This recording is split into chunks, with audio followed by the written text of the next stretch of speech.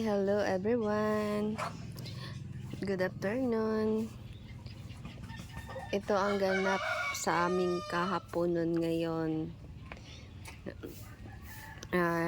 Buotan kayo ako ang amo ang darling, amo ang papa.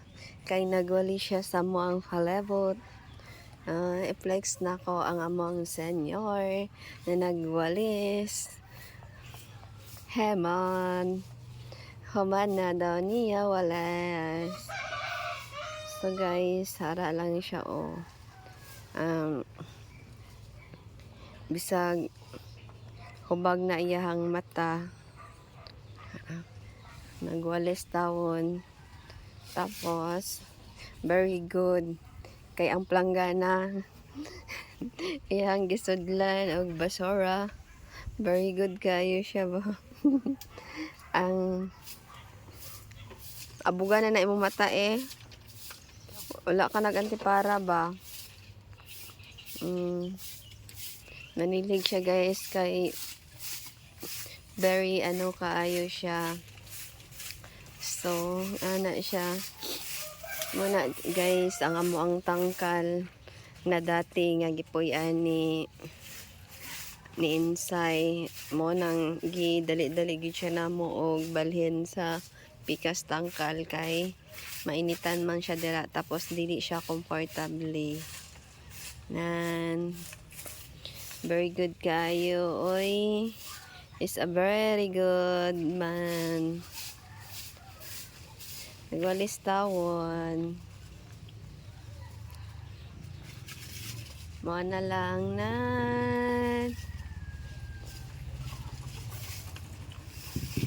is a very good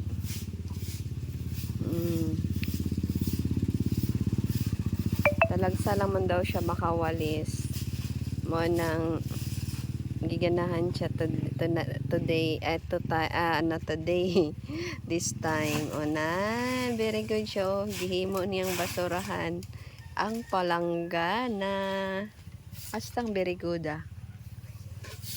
abog kay diri sa moang area guys tapos napakainit kulang pa jud ni sa supply sa tubig for now pero sige lang konting test na lang darating din ang time na magkaroon kami ng sakto nga tubig for now antos-antos lang sa ito na naganap sa aking mga halaman guys. Yan ang ganap sa aking halaman, mga bayabas.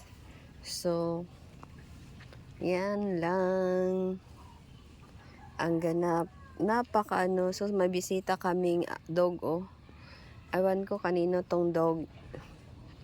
Kay kasi naglandi kasi ang aming sa amo ang kikay naglandi. So marami siyang besetang dog. Yan, si Kikay namin lumandi na rin. Yan. So, pagdating ng ilang buwan, mayroon naman kaming bagong tuta. Feeling kayo siya, abi pa lang amuan ni na bisita ni Ensay. So, ganahan siya maghigda-higda dara sa abog. Ang ganap na si Insay dira comfortable na siya kunta sa dati niyang balay so yan si Insay. Thank you for watching guys. Thank you. Good afternoon.